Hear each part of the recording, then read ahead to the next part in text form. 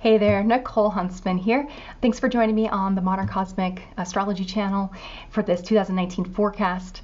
I'm really excited to be able to help shed some light on this year for you, 2019. The theme I've given this year is Fortune Favors the Prepared Mind. And this is a year where we have a combination of planets that are in their natural sign, which gives them this extra purity, kind of this potency. And even the nodes of the moon and our eclipses this year are sort of, we've got them in the Cancer is being underscored. So this has to do with moon rules Cancer. This year to me feels like one of truth. Are you living a life that is your personal truth? Or are you living a life that you have been taught should be your personal truth, right? There are going to be some themes this year as well, people feeling really excited, like as though their dreams have come true, and sort of feeling like finally, okay, let's do this. Like finally, I can see the opportunity. I can see the sort of the horizon, and things look beautiful over there. So I'm headed that way, which is wonderful. But we're also going to kind of halfway through the year have some themes of, wait a second, I thought we were on the same page, but now I kind of feel like we might not be on the same page. A little bit of adjustments. Okay, so get a pencil, get something to write on, what have you, to take notes, because I will be giving dates, months, and that sort of thing. I like to think in windows of time, okay? And first of all, what we'll be looking at is, I'm going to break things up in this first part of the video, 3 sections. And this is going to be a bit of a primer for those of you who are unfamiliar with astrology, if you're new to it, okay? So the first section will have to do with just the transits of the planets from Jupiter out to Pluto. So that's Jupiter, planet of expansion, Saturn, planet of restriction, Uranus, planet of sort of disruption, Neptune, planet of dissolution, and then Pluto, planet of transformation through death and rebirth.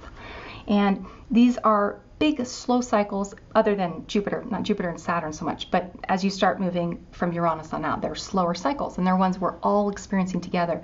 And generationally, we're experiencing them. We're born into generations that kind of overlap these cycles. So they affect us a little bit differently. And then at the end of the video, we'll be moving, after transits, we'll look at the eclipses, which are in sort of the Capricorn, Cancer, Capricorn axis for the most part. And then we'll finally take a look at the Mercury retrogrades that we have this year, which are in water signs. So it just adds a further element that's subjective and personal, and like, how am I understanding the world around me and this situation, and you know, makes the year one where I think clarification, and at the end of the year feeling like, okay, I tried that thing and it went this way, you know, and now I'm going to sort of clarify my vision for 2020. I feel like 2020 is going to be a very big year of people taking the things that they're learning this year, clarifying on or working on or jumping into this year, and the success is being seen in 2020. That's what I'm picturing. So the second part of this video is when we'll go over how these collective sort of changes in our cosmic cycles of time will affect your sun sign in particular. And we'll be using the natural, place your sun sign in the first house. Okay, that's kind of how I do this, and I'll explain that later. And then other than that, we'll just, hopefully this will be helpful for you. If you would like a more personal forecast, that would become the next level, which is much more specific, where I take your birth chart and we look at everything as it applies to your personal birth chart. So that's, you know, a personal forecast from astrology. Okay. We're going to move on and take a look at the planets now. So let's look at how the planetary movements and cycles, the signs they're in and whatnot. To get a feel in general, you have to kind of know a planet, a transiting planet by itself before you look at it relative to anything else. This is like with anything in astrology, okay? So first of all, let's take a look at Jupiter. Jupiter's in Sagittarius. Now Sagittarius is a sign that's ruled by Jupiter. So it's as though Jupiter is in his element, okay? I'm thinking it's like bigger, faster, stronger, better, bolder, more courageous. It's just, it has this, Jupiter has this quality of abundance, you know, that comes with him. But Jupiter also gives us many times confidence in times when maybe we didn't have confidence or belief in ourself or in our vision, and which is wonderful. It's how many things get off the ground. There's an optimism, a buoyancy, a positivity to Jupiter. But on the shadow side, think of Jupiter, and I mentioned this a little bit, think of Jupiter as a teacher that teaches you through, giving you belief in a vision, in a truth, so to speak. And this could be anything from, I'm going to start this new business. Ooh, I'm going to move into this neighborhood. Ooh, I'm going to travel the world. Or I'm going to marry this person. Whatever. It's like or I'm going to join this church. It's anything where you feel like an aha moment of, yes, this is true, this is real, this is right. And you feel this fresh sense of almost like vitality, right? So Jupiter in Sag has this grandiose, yes, you can do it. He wants to coach you and say, you got this, okay? And what ends up happening, though, is you'll try something many times that you haven't ever tried before. You're trying it on faith, on belief, that let's say, this is the person I've always dreamt of, and you meet this person, but let's say you just met them. You're going to project onto them or on the relationship all of your dreams and fantasies about what this is supposed to be, which it might end up being. Might not, though. So you go through that experience from a place of naivete. That's Jupiter. Jupiter experiences are always where he shows you where you're naive and sort of hopeful without knowing why or having a reason to be that way. As you have an experience, and then after he says, okay, now what did you think about that? And usually you feel wiser in some way. You feel like, well, that was an awesome experience, but there were times where, man, was I learning a lot, or was humbled by that experience, right? So anybody, Sagittarius is like Jupiter's halfway through Sag right now. So anyone who's like 11 degrees into the end of Sagittarius, as well as people the very beginning of Capricorn, 0 through 6 of Capricorn, that's where Jupiter will be this year. If you have any planets or points at 11 to 29 degrees, like in general, or 0 to 6 degrees in any sign, those will be receiving some type of aspect from Jupiter.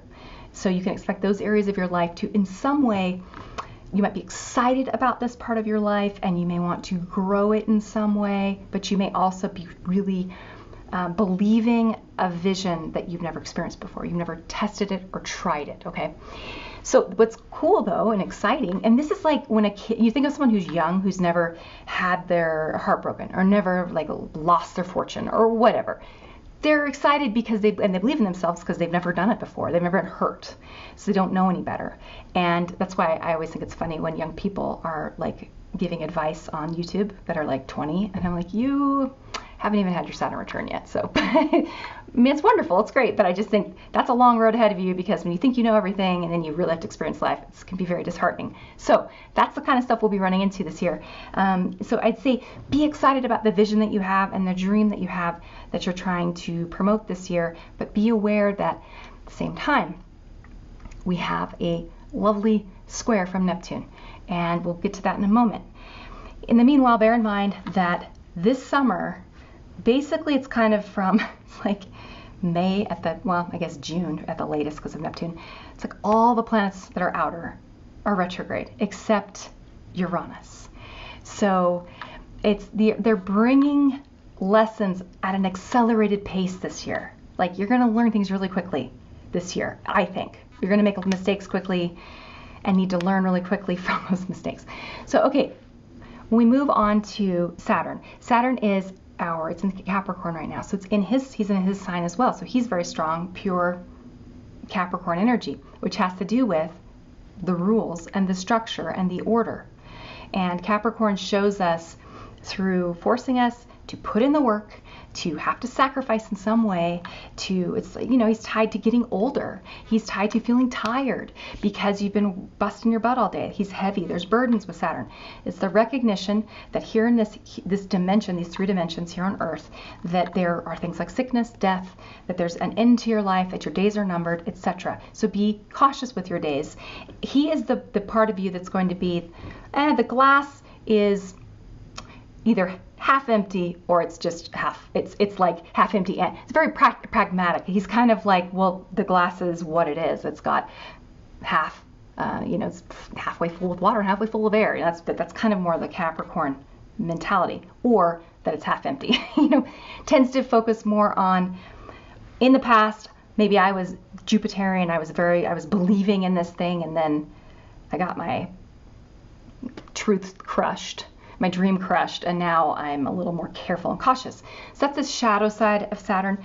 The high side and the wonderful, important side of Saturn is structure, order, rules. Like, there's a reason you should have boundaries in your life. There's a reason you should, as I've titled this, measure twice, cut once. That's the theme. Measure twice, cut once. Sagittarius, or Jupiter in Sagittarius this year is going to make you feel like, go, go, go. I want to do all the things. I want to have all of it. I want to, just the big vision. And I got this. And in fact, listening to me, you're probably going, oh, no, that's not true. Because you're going to be thinking right now about areas in your life. Just look and see where Sagittarius is at in your chart. And you're going to be like, oh, she doesn't know what she's talking about. So just wait and see. Now, so Saturn is at 11 to 21 degrees this year of Capricorn. So if you've got anything in those degrees, Saturn will be sitting on, some sort of an aspect to that planet or point. We do have a retrograde from April to September. So that kind of goes from 20 degrees and goes all the way back to 13. So it's kind of hanging out in the middle. If you have anything in the middle of cardinal signs too, you'll be receiving, I feel like it'll probably affect those of us the most. And because those of us with cardinal signs have experienced since 2008, the Pluto, Uranus, to some extent, square, it's as though this is kind of the final maturing, the final step in did you learn what you needed to learn? With all that Uranian energy, a lot of us were kind of wild and crazy and had lived lives that were very different from how we had lived before. And it's kind of like, now it's time to clean up the mess. So Capricorn, that's what he does. He helps you make a plan, all right? We talk about then Uranus. Uranus is the most exciting, I suppose, change this year. And moving into the sign of Taurus, this will happen in May. And I think in May 11th or so. Currently, Uranus is at the end of Aries. So if you've got any cardinal sign at the end of, from probably 27 degrees, 29 degrees, around there, and you could even go even a little bit earlier, you've received, just as Uranus moved back into Aries at the end of this year, kind of was playing around again with those planets. And so if you suddenly got a little wild hair this year or had something happen that you wouldn't have expected, that was because Uranus came back just to say bye-bye to Aries. Now Uranus is moving into Taurus. I'm calling this one the masses take back control. You can also call it, I was calling it before, slowly coming online. Okay, so there's a process with Taurus. Taurus is about keeping things the same, earthy, solid, right? So Uranus, our planet that represents disruption and evolution as a collective. He was in Aries. That was the internet. Aries is the pioneer. Technology is Uranus. Innovation is Uranus. Put those two together, you got the internet. And it was just like a wildfire. All these different apps being invented and websites and blah, blah, blah, blah. And YouTubes, ways to get information that were new. As we move into Taurus, there will be a bit of maybe a slowing down and sort of a getting rid of and simplifying, getting rid of the businesses that are just superfluous tech businesses, big themes that have to do with cryptocurrency. And I think this year there's going to be some people who are get themselves a little bit too excited. So just being careful in that area with where you're willing to gamble. And also, for those people who are Tauruses, be careful with accidents. I had so many Taurus friends and just people that I knew that had broke bones last year or lost a tooth or, et cetera, et cetera. So be careful. For some reason, it was like on the left side of the body too. So that's something I need to kind of look into. But anyway, be cautious because Taurus is this sign that has to do with being, I'm like in my environment, Taurians, they tend to like music and food and like the pleasures of the body because it's an area, or they're like artists, because it's an area that they're comfortable with. They're comfortable in their world. Well, Uranus comes along and he's like shifting their world. They're learning about their space and how they have control over it. So I think a lot of Taurians will be having a little bit of some wild hairs, but it's Taurus style, so it's a bit it's like mellow, and then like getting excited about something. But okay, we'll talk about Taurus later in the Taurus video. We are in the sign, once we get into Taurus, this is in May, that's when we'll be having like all the planets that are outer planets pretty much retrograde. You know, so it's like the only planet that is moving direct. It just makes me think, I'm like imagining all the planets, they're sort of, they've wandered off. I don't know, they've like wandered off, and Uranus is there still. It's like, oh, hey, how's it going? You know, so he walks into a party, and he's Uranus and Taurus too. So he kind of makes me think of this guy that's kind of like he's like a hippie, but he's like a dirty hippie kind of, but he's also probably pretty cute, you know? I love Tauruses, so that's just my own like bias.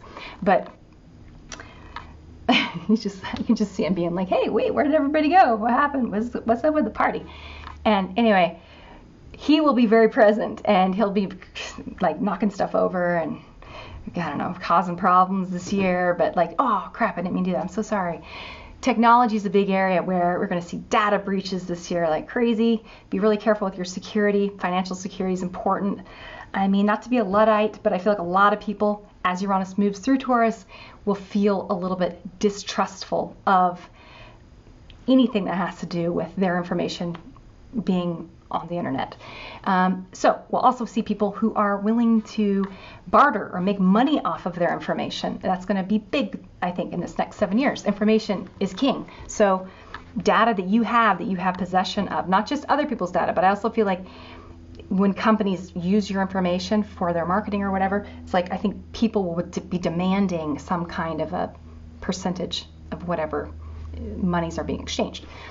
So just quote me on that one. Other thing just happened, and I said this the week before it happened. I said, because I take Lyft, I love Lyft, and I said to a friend, they're going to start a subscription service guaranteed for those of us who don't want to own a car, but also, you know, it's expensive to use Lyft, and they're going to, so sure enough, the next week they did.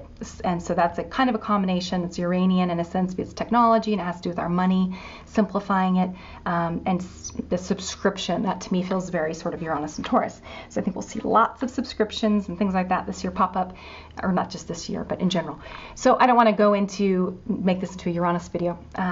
Just bear in mind that there will be upsets and shocks and disruptions in the area of technology and, you know, disruptive inventions and technologies that come onto the scene that are wonderful.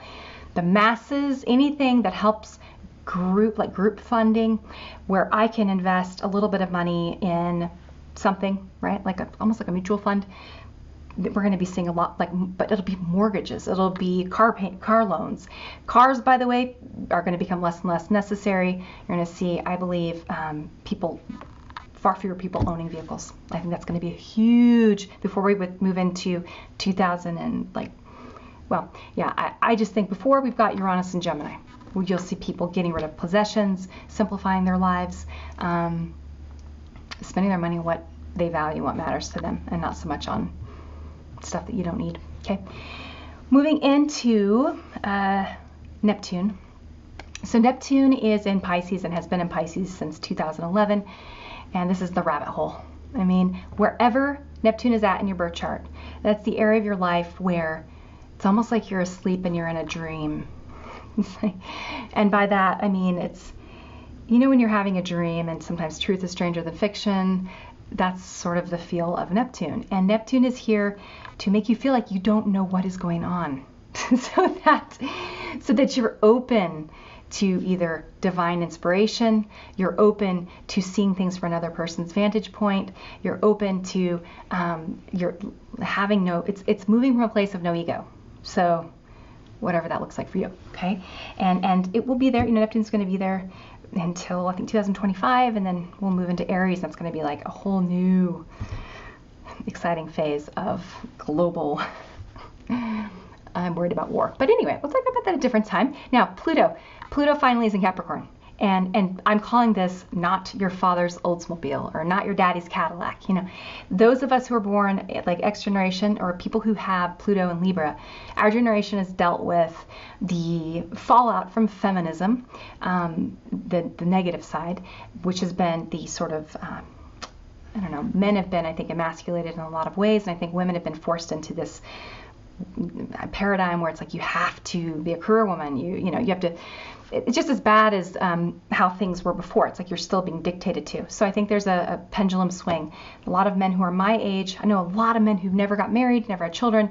They didn't want it. They saw their dads, be very unhappy in marriages and etc. And it's as though they've been living lives where they're trying to free their father. It's like they're going on a journey, on a quest, where they become the son who's like the knight on the quest to free the king or something, or save the king, or rescue. A lot of guys that I know dating younger women, doing the rescuing thing because it's easier than dating women your same age who are also dealing with the same Pluto stuff. Like, how do you be a woman in the modern world? But needing men, but then when you need them, then they don't want you, and you're dealing with big gender shifts. So it's not just those of us who are Gen Xers or Pluto in Libra. It's anybody that's alive right now is affected by Pluto, and we are rethinking and reshaping the patriarchy, the masculine, by killing him first. The king is dying, killing the king, and he's being reborn, and it's going to be through some revolutionary, in a sense, new person. Let's say it's not going to be a person, but as Pluto moves into Aquarius, it's like a shift in consciousness where we're more open to gender fluidity, or gender roles being whatever you want them to be, individuality being key. Again, it's like you can watch whatever you want on the internet. You don't have to watch commercials anymore. You don't have to follow the old rules. So, okay, we're going to talk next. We'll talk about our eclipses. The eclipses, let's first of all discuss a little bit about the sun and the moon. So as a very basic primer on eclipses, for those of you who are unfamiliar with them, they have to do with the sun and the moon and the earth. It's the relationship that the three planets have. And I know that the moon's not a planet, and I know that the sun's not a planet, but that's what we call them in astrology. So these three bodies move through cycles. And of course, we have a full moon, and then a couple weeks later we have a new moon, and then a couple weeks later we have a full moon. This is just the cycle of the moon as it orbits the sun. The earth, and as the earth orbits the sun. So with, for example, a new moon, you have the sun and the moon together, okay? And you don't see the moon at nighttime, because when the sun rises in the morning, the moon is with the sun. It's like husband moon, or sun, and wife moon holding hands through the sky, okay? And they're together at nighttime too, on the other side of the world. You just can't see them. When you have a full moon, it's the opposite. It's where they're as far apart as possible, okay? And you've got the sun rising. As the sunrise is rising here, it's setting over here, or the moon rather is setting over here, and vice versa. As the sun sets on a day that we're gonna have the full moon, the moon rises right after. It's right then at the same time, which is pretty cool. So point being, let's talk about the symbolism though, the sort of archetypes that we have given to the sun and the moon that we use in Western astrology. The moon is the feminine. The moon is a rock, reflects the light, the sort of conscious rays, the intelligence, so to speak, from the sun, shines it back through reflection. It is as though it's an empty, it is a rock. It's like it's an empty vessel. Whereas the sun is this creative force. The sun is giving off photons. It's giving off light. So the sun represents the masculine, not to be sexist, but you think about the body parts, first of all. The masculine as an archetype, sort of yang as an archetype. Anything that is moving away from, or it's positive, like a positive particle, something, or positive charge, I should say. Whereas the feminine is something that is a vessel. There's an emptiness there. There is a quality of it. They're being receptive. It receives. Okay, so sun is active, and the vessel, or the moon rather, is receptive. It's like the womb. It's like our body parts. Okay, man has a penis, woman has a vagina. Right. So thinking about these principles with the sun and the moon, psychologically, when we have a new moon, the moon is being completely, not shadowed by the sun, but like the opposite, where the sun's so bright you can't see the moon. It's like the moon is just so little and hiding and out of sight. And at nighttime, when it's night, there's no moon in the sky. She's missing. So there is this emptiness. There is this quality of, and it's interesting how the cycles all connect, but it's a very masculine time, and it's as though the sun is covering the moon, just as though the husband would cover the wife to, in union, so that he could give her his seed, right, into the vessel of her womb, and then she has the creation, which is their child. So the sun and the moon coming together, their relationship during the month, it's what creates our month. It's really quite beautiful. So what they're birthing is, and it's not just from new moon to full moon, but it's from new moon to full moon to new moon. But they're birthing our month together, all right? The moon really is the one doing the birthing, though. She's the one who's changing. She's the one, the sun stays the same, and she's the one who goes through this process of change. She's also the body closest to the earth. She's the most in touch with the human experience. Women's cycles run at the same, pretty much at the same pace. A lot of women have their period on the full moon. I know I do. It's really, really common to have your cycle line up with the cycles of the moon. So when you think about a new moon, the sun is the dominant force, the masculine, the father, this being in this place of rationality. So it's a good time to plan something. It's a good time to sort of look at the sign that it's in. Now, that's very important. But as a general rule, it's not that it's necessarily like a super mental time. It's not that so much. It's just, things. When the light, it's like you turn the light on in a room and you're like, oh, I'm in the kitchen. Or you turn the light on in a room, you're like, oh, I'm in a bedroom. Okay? It's that. It's the awareness of fill in the blank in your life. So depending on where that new moon kind of falls for you, it's going to speak to you in some certain way. Look at the moon in your birth chart too, by the way. If you're born on a full moon, like me, new moons that don't really affect me. New moons, I'm always like, I wouldn't even have known it was a new moon. Full moons, I was born on a full moon, totally affect me. I always feel them very strongly.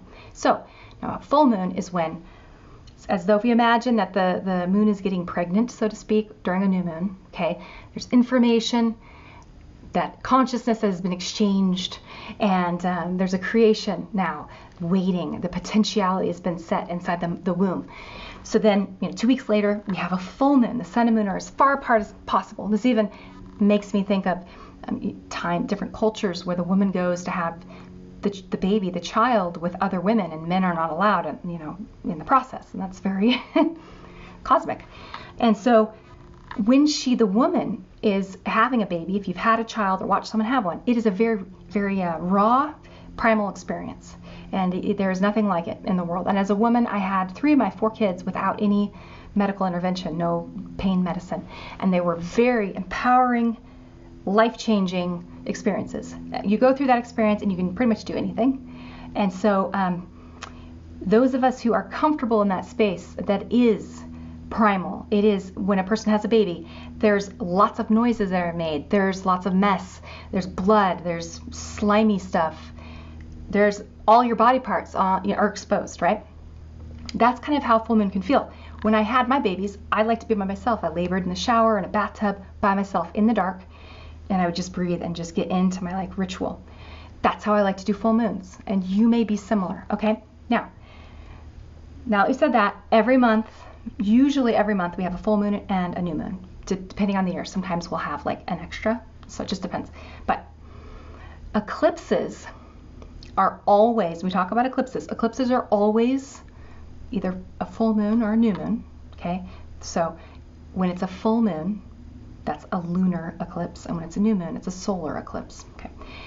So always, eclipses are one of the two. But full moons and new moons are not always eclipses, okay? With eclipses, they have an added quality to them of intensity. You think about, so this is when we bring the Earth into the story. It's when all 3 of these planets are lining up. Because what we talk about when I'm going like this with my hands, like this is a full moon, the Earth would be in the middle, sun and moon are opposite each other, right? Earth in the middle. It's like their tug of war. If you were to flip this and look at it like this, when you look at a chart, that's kind of what we're talking about. We're talking about longitudes. The longitudes. Let me make this make more sense. I didn't say that very well. When I'm going like this, I'm showing you things from a perspective that's like a declination. Okay. So these planetary bodies can be at different heights as they orbit, right? They're maybe different heights. Okay. So when they line up with each other, that's when you have an eclipse, because everything lines up and they block each other. They block the light, the consciousness. And that has this quality of being like particularly, the symbolism is like particularly strong, and it's reversed in a way. Okay. So when you have, for example, we'll have January 6th, our 1st, it's coming up on this weekend, we're going to have a new moon. And so it's a partial solar eclipse. The moon is partially going to be, in a spot where she's blocking the light that gets getting here to Earth. Now, we had a full solar eclipse that we could see in the United States last year, right? And actually not last year, no, 2017. And so the moon was blocking for a moment, for a few minutes, was blocking the light of the sun. The feminine, the wife, is blocking the husband. She's coming in front, right? She's like taking center stage. It's kind of she's not in her proper place, so to speak. It's like things are kind of flippy-floppied. And I personally feel like this one is a Capricorn too. Capricorn and Cancer, these are the archetypes that have to do with sort of the mother and the father. I will say, I think of the sun as by the way, this kind of the divine father, the kingly father, but I also think of the sun in astrology as all of us, our inner child, the divine spark that we all carry. It's like our genetic, our divine DNA from the father's son as he comes together with Mother Moon. And then we are born on a certain day in the year, that's the father's year. And so we are imbued with our sun sign, which is a little piece of that 365-day year of the sun, if that makes sense, right? So, and then we have our moon too, which is the part of us as our mother, okay? Hopefully that is helpful. But when we have a solar eclipse like this, it has to do with the Saturn archetype, which is like the earthly father, restrictions, the fact that in life you're going to die one day, so you better, get to harvesting or however they say it, sow the seed when the sun is shining or whatever. And so this one is plan your work, work your plan. And I feel like there's a broody quality to this particular new moon. It's at 15 degrees of Capricorn, right in the middle of Capricorn. That particular point is going to be lined up too with Pluto. Pluto's kind of at a 20-ish or so, 21. And you've got planets here, you've got Saturn on the other side, and it just has this feeling of, I need to plan something and make it happen. And with Mars in Aries, which is sort of squaring Mercury, there will be, it's a good chance for some agitated, for some people, for fights. I think I like this idea of it being about going inward though, and planning your own work, your own plan. I just feel with this moon, kind of in Capricorn, this emotional sense of, I need to be taking my life more seriously, and maybe even a little bit the depressing or the downside that we can sometimes feel with Capricorn when we're recognizing our failures. But the high side, where it's like, okay, well, now at least I know what I did wrong, so I can do it better next time. Okay. Moving on next to our next eclipse, and by the way, I forgot to mention this. I use a technique that I haven't shared yet with the public, but I will be doing that this year at some point.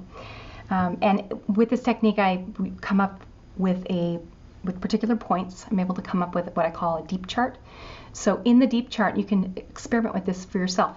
16 degrees of Scorpio is the point in the deep chart that is the same degree as this new moon. So you can see where that lands. Look at the house that it lands in for you. Look at the house that the new moon lands in for you. That's an area where you may be feeling a certain sense of dissatisfaction, sense I need to work harder in this area. I may be feeling tired. I may be feeling run down here. I may be feeling okay, enough is enough. Let's get this sorted and organized and put into, might even have to do your house, your home. I know I feel like after the holidays I want to get my house totally kind of back in order and my work stuff all really organized. So you may be feeling that. Okay. We then move on to our January 21st total lunar eclipse. So we go from a new moon solar eclipse to a lunar eclipse, which is a full moon, okay? Full moon lunar eclipse. I'm calling this one Variations on a Musical Theme. This eclipse will be at 0 degrees of Leo, right? So just barely scooched into Leo. For the most part, all of our eclipses will be kind of the Cancer and Capricorn variety. Leo is the sign. Remember, this is the divine child from when we talk about the father being the son. It's like this has to do with you as an individual. You were born on a certain day, on a certain year, at a certain place, and you have a certain life that's only yours and no one else's. I think that this Leo archetype, because it's the moon in Leo, it is the feminine energy that's going to be feeling a desire to be creative and going to be feeling like a need to be seen, to be recognized, to be validated. It's a very creative from an artistic perspective as well. That's why I sort of thought variations on a musical theme. So to me, I feel like whatever you're kind of planning at the beginning of the month, you may really feel a certain sense of, what's the word? I feel kind of like excitement during this particular lunar eclipse. Now, about any creative projects you have that you're working on. They could even be romantically creative, or like, oh, we're trying to have a baby, or that kind of thing, okay? In the deep chart, the exact degree is Gemini 2. So if you've got anything at Gemini 2, or where Gemini 2 falls in your chart, look at that. It's going to show you the underbelly. What is motivating this feeling of needing to do something with your life that's special, needing to feel romantically validated, you know, for your partner to think that you're amazing, or, oh my gosh, I'm so in love, let's have a baby, you know, or let's start this project together. You know, it just has this childlike enthusiasm to it. With the Gemini 2 underneath it, the story is important. And this has to do too with like Gemini is being opposed by Sagittarius, and so the story is definitely very dreamy. It's receiving a score from Neptune too. What is this dream we have together? And the big caveat here is if you decide to do anything with another person where you have an agreement or an arrangement or a business together, or I don't know, relationship, be careful, because the stories this year is a good, very, very, very, very good chance, like 100% chance in my mind, that you're going to have two totally different stories that you're going to find out down the road, and different reasons for kind of entering into any sort of arrangement, which is okay. We're all different, right? Put two people together, it's always going to be different. But there's an element here to the story being like stuff being hidden, I suppose. Okay, intentions being people showing something on the surface that's different from what's happening inside. There being duplicity, basically. And also the symbol for this one, the sort of inside degree, was a dense thicket of brambles surrounding a magic castle. And I love that idea of the surface, you've got these weeds, these thorny weeds, but inside is this beautiful magical castle. So I do feel like if you've got personally dreams that you've wanted to pursue this year, the end of January might be a time where you start feeling like this might really work. Like, I'm excited about this. Now, moving into Cancer season, so the beginning of, you know, our eclipses are during sort of the Capricorn time of year. We then move into the Cancer time of year, and we start it with a total solar eclipse, so a new moon, masculine. But remember, being overshadowed by a moon in Cancer, and the moon rules Cancer. So this is a really big union of these two planets, and in a way where the feminine is strong. I titled this An Old King and His Foreign Bride, because it's like the coming together of these two for the betterment of both kingdoms. But there's an element here of these two people being very different from one another, these two entities, and the feminine being the stronger, more dominant power, actually, which could end up leading to the downfall, so to speak, of the king. So think of this as a metaphor. This to me is new beginnings in the house where this particular eclipse transits, with bear in mind with this idea, the symbolism that something is there that something's there that you maybe need to allow to be overshadowed, so to speak, by a more emotional perspective. And I know that probably sounds very, follow your intuition, follow your heart, listen to it's like he can't speak the language of his bride. So the bride's the moon, right? It's as though the king needs to get quiet and needs to learn the language of his new bride. speaks, okay? And the new bride is your heart. So this is like your consciousness being a little unsure. And July is a shitstorm of a month anyway. We have lots of stuff happening in July. It's like a mess. So getting quiet and listening to your heart is going to be really important. And the symbol for this one is people holding hands around a table. One candle is burning in the middle of the table. And we have the deep chart degree at Scorpio 17. So it's almost exact same degree as it is for the very first eclipse, which is this weekend. So my thought is, I think that this total solar eclipse in July, especially because those of us in the US, I think it's going to be like on the other side of the world or whatever, right? Like it's not going to be, we won't be able to see it.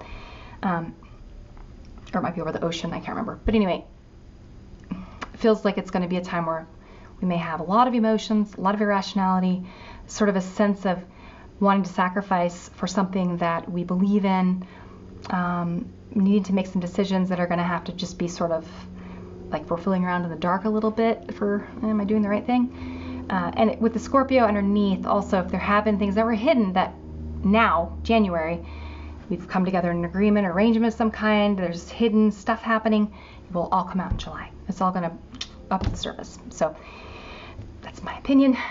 When we move to July 16th, we have a full moon. It's a partial lunar eclipse. And this one is in the sign of Cancer. It's a 24 of Cancer. Oh, and I said I misspoke. I'm sorry. I just misspoke. It's Capricorn, not Cancer. It's Capricorn 24.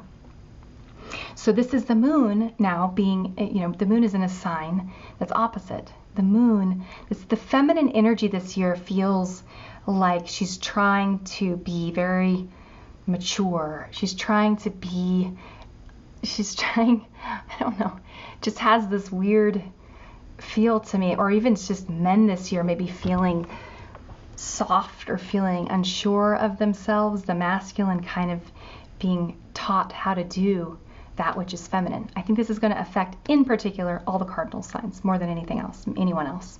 Those of us who are cardinal, so Aries, Cancer, Libra, Capricorn, we will all be feeling the gender stuff, gender roles, men who are usually really strong and brave and whatever, being okay with being softer and more vulnerable, women who are usually more vulnerable, stepping into their independence, that kind of thing. I think we're going to see this year. So be careful about, I called this one Every Rose Has Its Thorn. Be careful about there's lots of endings and completions in that area where the eclipse transits. So in particular, sort of feels like maybe the death of something that's ego-based. If you have an identity about your belief about your identity that has to do with being really creative, let's say, or being really good at something in particular, I don't know, whatever it is, something that you really identify with, having a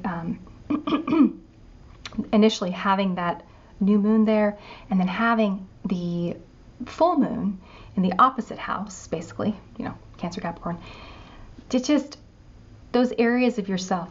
Where do you worry about what other people think about you? Where do you try to be something that's different than who you really are? This is how you're going to be gaining clarity this year. Sagittarius demands truth and wants the real experience. That's why he boldly goes forward, though, with a naivete, which is like, it's almost like when someone's drunk and they have courage. That's Sagittarius, basically. And so he boldly goes forward and gets burnt or not.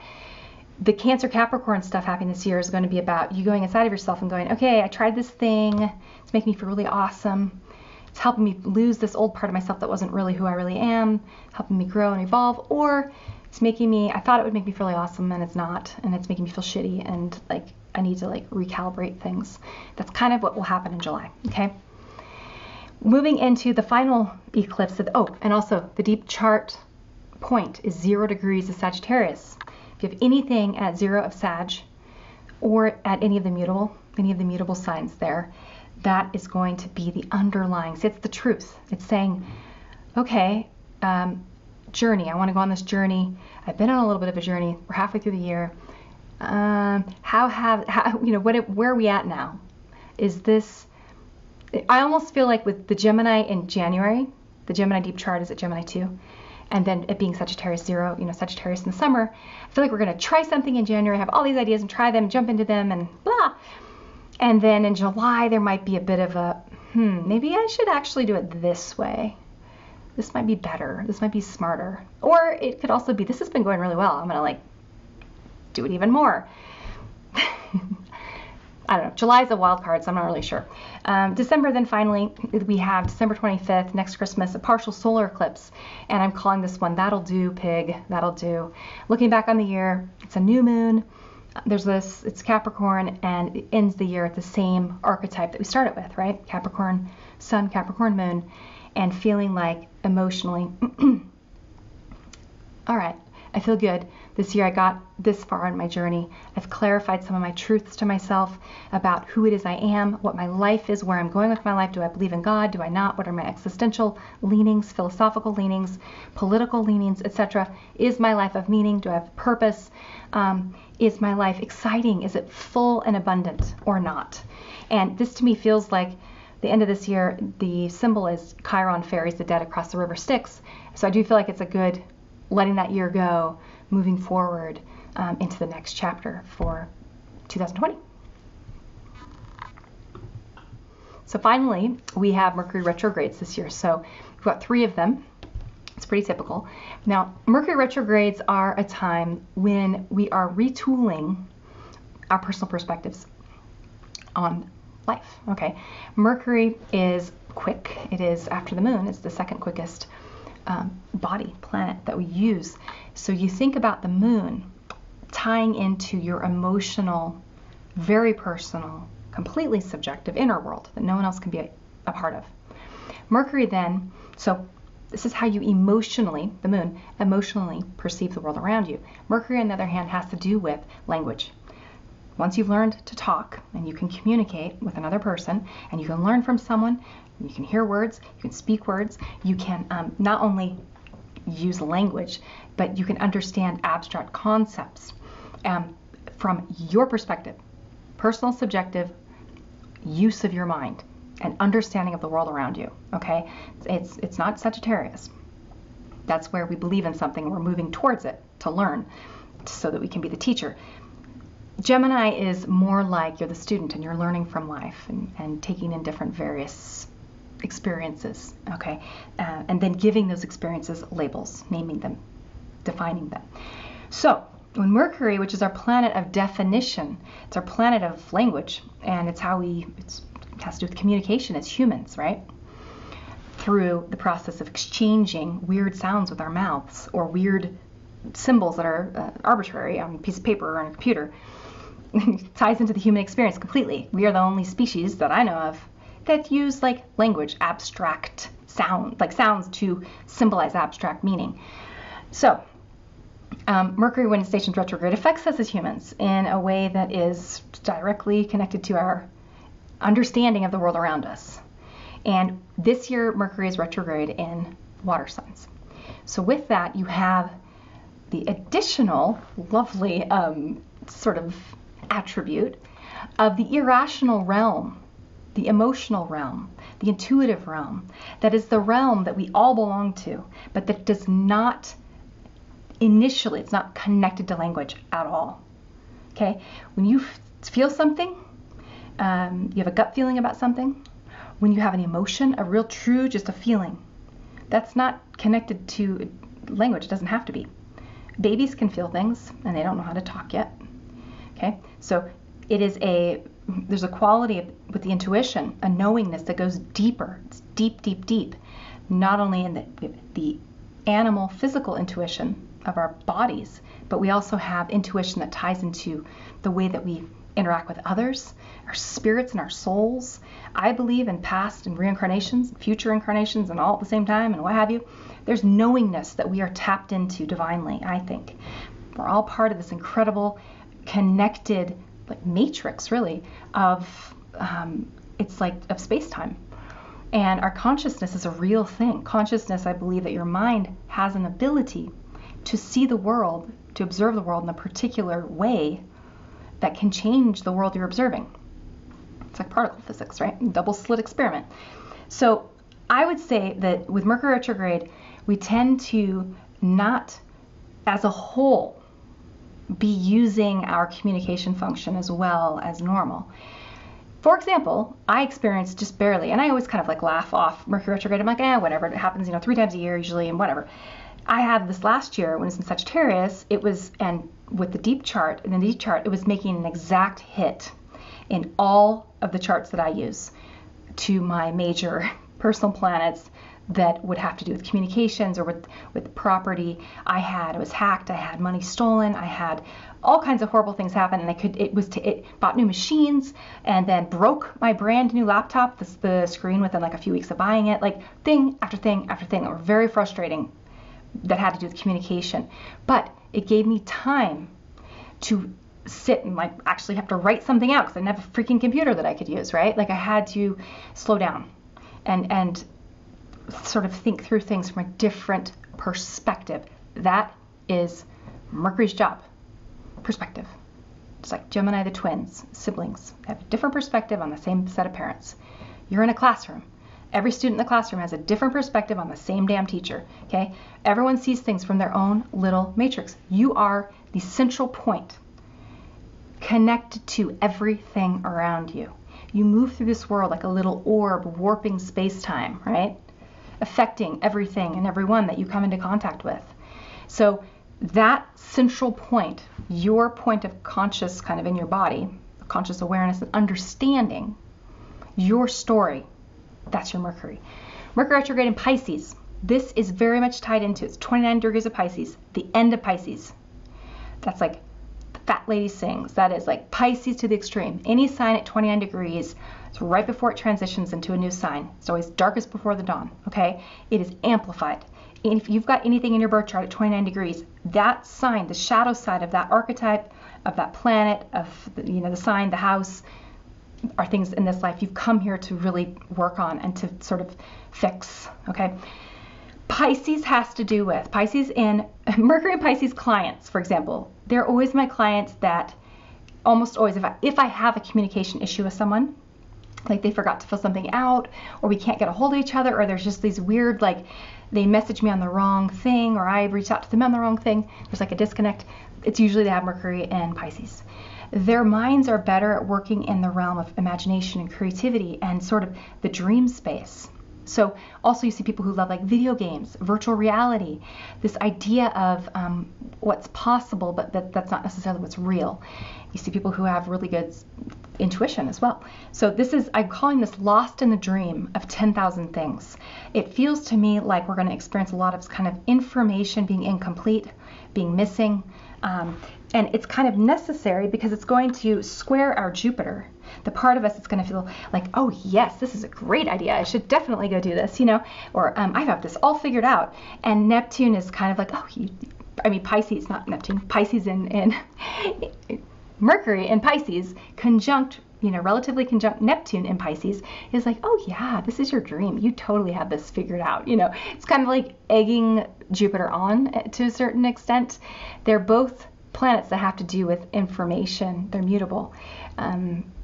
What does our soul need to know in order to grow and to change and to not remain static and the same? They just do it in different ways.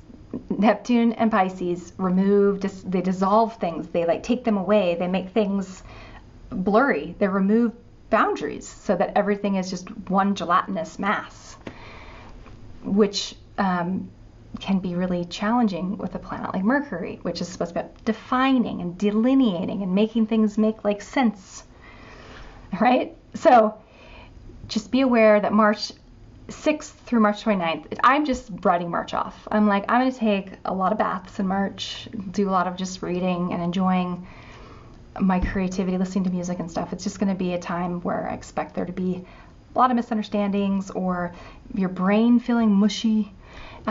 People even like losing their voice, like literally that kind of thing can happen. Just an absence of the voice. You record something, it disappears. You record something and there's no sound on it. Just stuff like that. Okay. When we move into the April 17th, Mercury will be out of his shadow. So anything that happens between March 6th to April 17th, will have kind of for the next year or so. If you start something new, it will have a quality that's a bit in dreamland, or it's kind of intoxicated. It's kind of like, when you've I don't know, just, yeah, it feels like someone who's a little bit high. Not all the way in reality, put it that way. We move it to July. July 8th through August 1st is our next Mercury retrograde. I'm calling this one Biting One's Tongue. This is happening at the same time as July's eclipses, right? So it's like this pretty intense, personally irrational maybe time where we're doing some clarification and wait, I thought you were on the same page as me, but maybe you're not. Maybe Mercury retrograde, it's in Leo 4, scoots all the way back into Cancer. So this is that end of Cancer space that we're seeing with our eclipses, the personal vision, your childhood story that you are living with as an adult. Many of us live with our trauma from our childhood unless we've done work on it. And that will all be the stuff that you're dealing with this year, and especially in July. I feel like Mercury in Leo has to do with, I thought you knew me better than that. I thought you knew who I was. This makes me this makes me sad that you don't know who it is that I really am. And then the other person being like, oh crap, I hurt your feelings or what have you. And wanting to say something or feeling dissatisfied or feeling a sense of like, I normally I would say something, but this time I'm just not going to, and kind of being suppressed, pushed down, biting their tongue until it bleeds. Like, I really do think that's going to be a bit of the themes this summer. And the planetary points, you've got anything between 0 to 4 degrees of mainly cardinal signs, but also really anything, as well as anything from 23 to 29. Those are the areas that are going to be affected by sort of you thinking, should I say something or should I not say anything? I can't help but say something. Sort of just you reworking and rethinking communication. So be careful about saying anything that you can't take back too. Okay. Now November, the last Mercury retrogrades in November. It's on November 1st through November 21st. It starts on the Day of the Dead, right after Halloween, and it's in Scorpio. 27 Scorpio through, scoots back to 11, the last half of Scorpio. This is kind of the Piscean, I'm sorry, I'm saying this wrong. It's the Cancer decan of Scorpio. So we've got this, again, subjective, personal, irrational perspective. You made me feel this way, or I need this to feel safe, or I kind of feel like this is when things are going to come to the surface. If there were lies earlier in the year, if we bought into a dream and we oversold ourselves or overpromised to someone, or if there was like we overpromised and then we felt like we couldn't get out of something, but then there was bad behavior that happened. It's like this is whenever it comes up to the surface. It's when everything comes out, and so kind of, to me, feels a bit, I call that facing the truth can be painful, emotionally. Wow, how did I miss that? What was I not paying attention to? Where could I have been? It's ruled by Pluto, so where could I have been more responsible? Where am I having to sort of do the time? Where am I having to like put in work, or sort of like for past opportunities where you've gotten away with things? Feels kind of like that will be when you're having to sort of face the music, I guess. So look at where it falls in your chart. Just depends. Okay, we are going to move on to the individual signs now.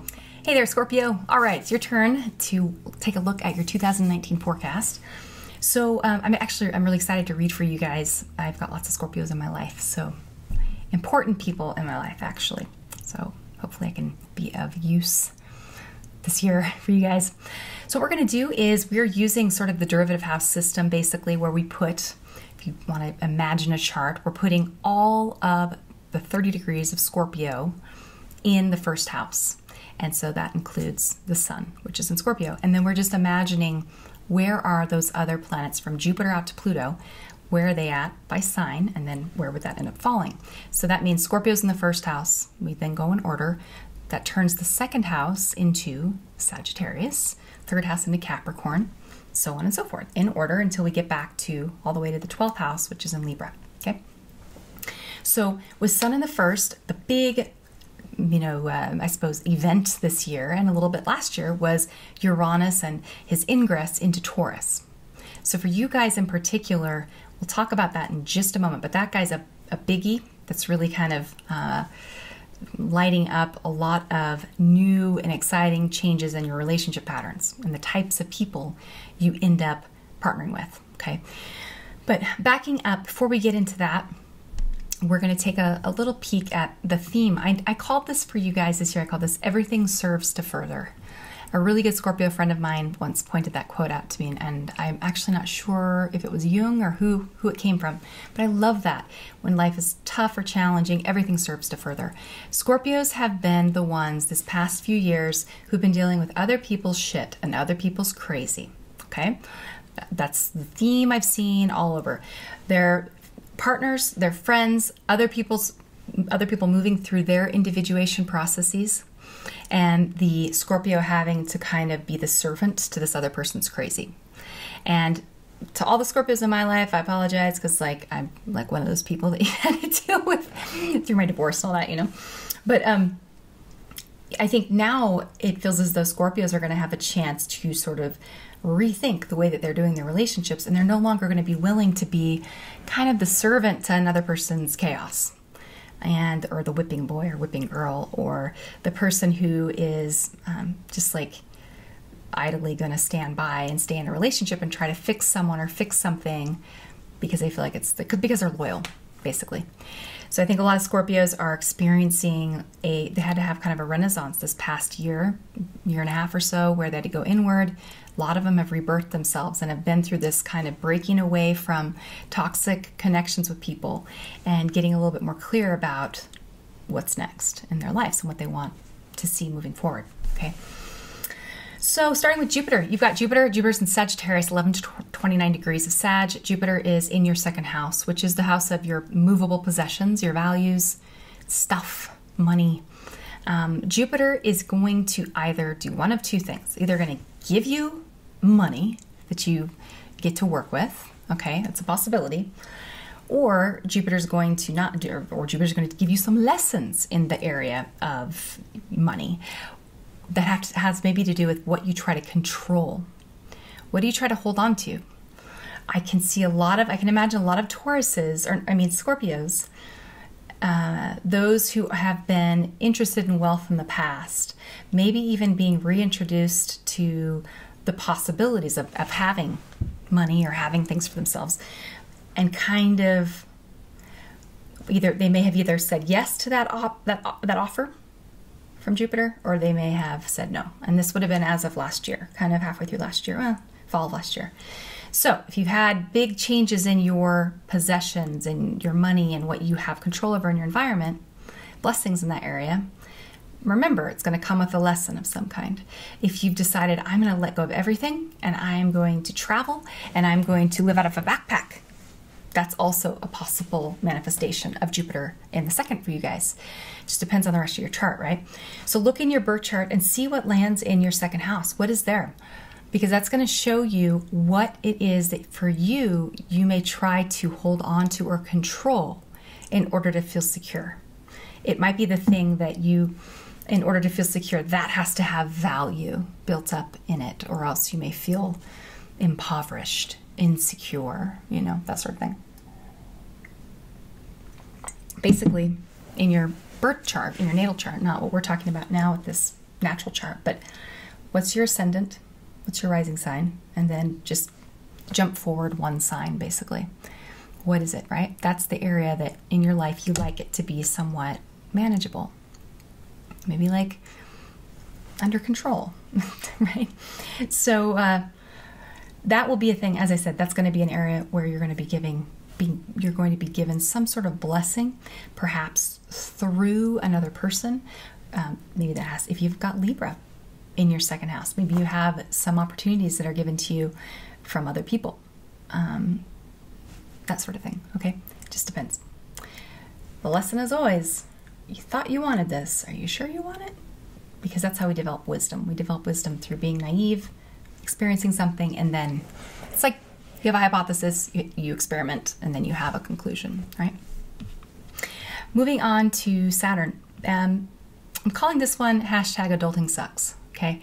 Saturn is in your third house. Saturn's relatively quick, hangs out in a house for a couple years, helps refine us, comes along, and there's other slower things happening in the background, like We're in these relationships with people who are crazy.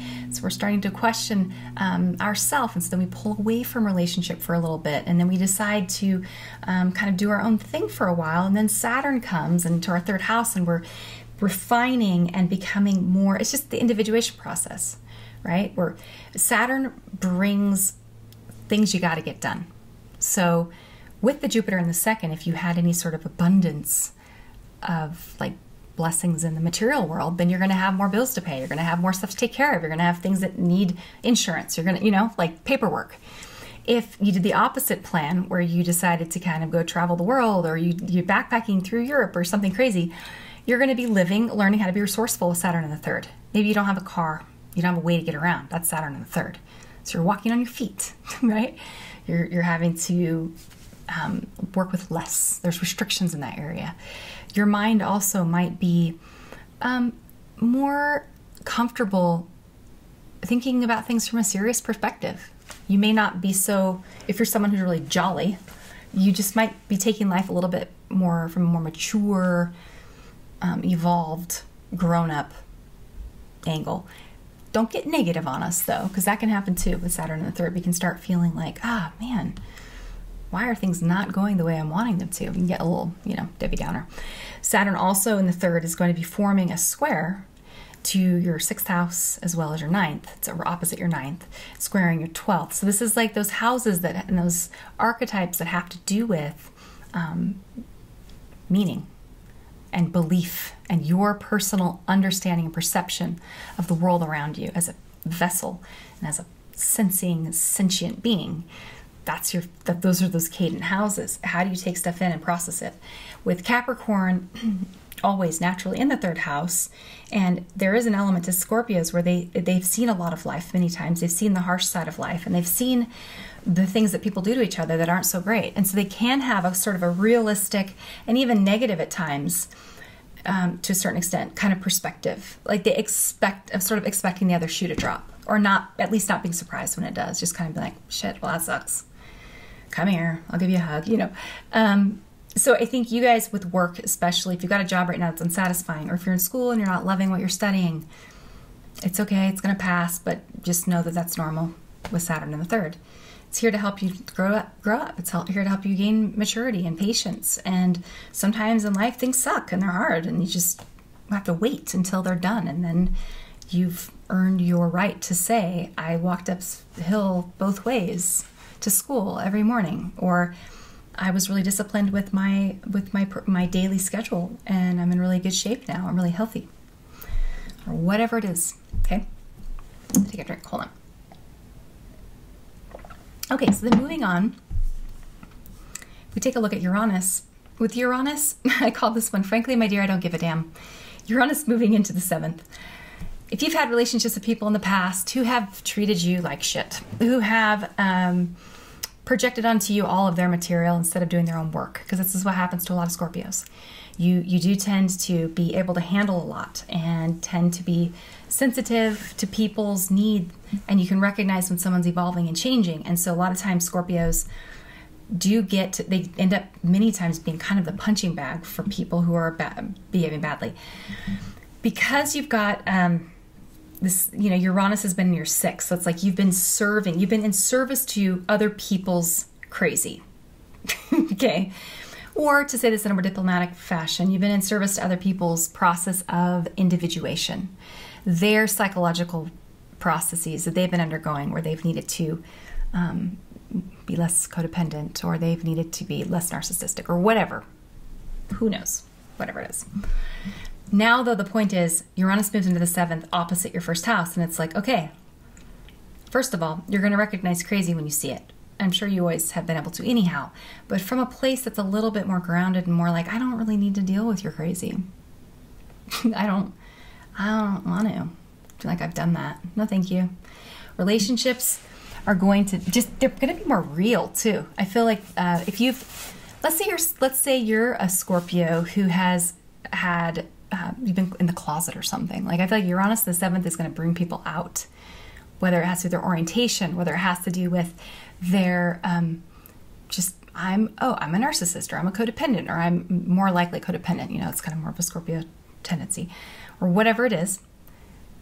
Wow, okay, I've been doing this in the past and I've been feeling guilty if I let these people go, but anymore I don't really care because they're not, I don't want them in my life.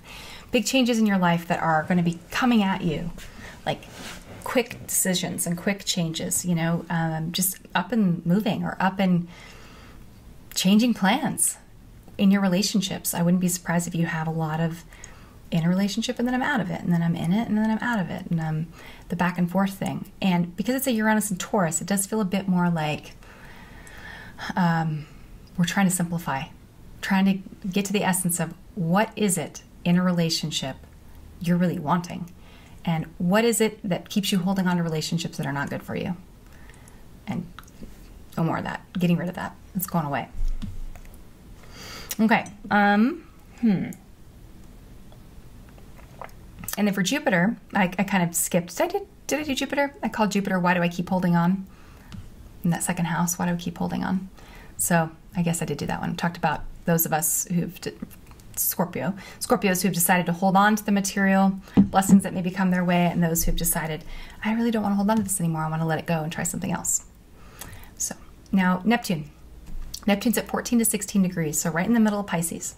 So I think of that as, let's say this is a range of possibility for Pisces. When a planet's right in the middle and it's a slow planet like Pisces, it's as though it's throwing its rays out to everyone. I mean, everyone within range. Like all Scorpios, I feel like, are receiving a very nice trine from Neptune. Now, Neptune is the dream. Neptune's like the fantasy. I think of him, I always want to call Neptune a her. We are all part of a collective web, you know, our unconscious or subconscious realms inside of all of us, our dream world. It's all connected. I don't know how, but it is.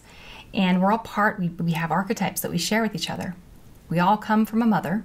We all were a baby at one point, at least now, until singularity or something, who knows.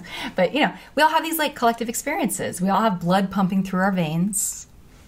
You know, we all need water to drink. We're all going to die one day. There's certain things we all definitely for sure share in common, okay? Neptune for you guys has been, who am I really though? Who am I, with a trine to your sun, spiritual processes of layer by layer by layer going deeper and deeper and deeper on the journey of uncovering the identity of the inner child and the self. And I've seen it in Scorpio after Scorpio.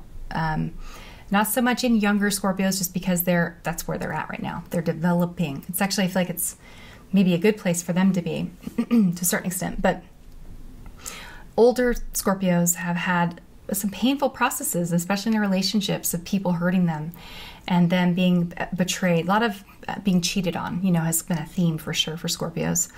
And learning, instead of trying to make things better with that person, facing the pain of tearing off the Band-Aid and knowing that person's no good for you. They're repeating a wound that was inflicted on you when you were a child, or that kind of thing, you know? So like, you deserve better than that.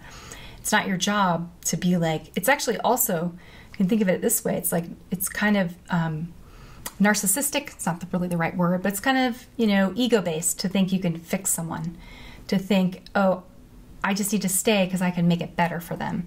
No, you can't. You really can't, like, at all. That's the truth. Like, everyone has to fix themselves. Because here's the other really cool truth.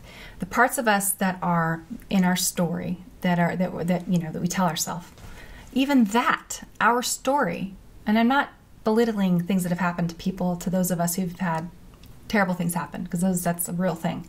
Not that. But it's the perception of what happened. It's the remembrance. It's the memory. It's the film that we play back to ourselves over and over, and how that changes with time. That's a scientifically proven fact. Memories are not reliable things. They are Neptune. They morph. They change. They take different shapes. So rewrite the story. That's your job, and it's what you guys have been working on. So right now, halfway through, you should be feeling pretty good about you've shed a lot of the old parts of who it is you are.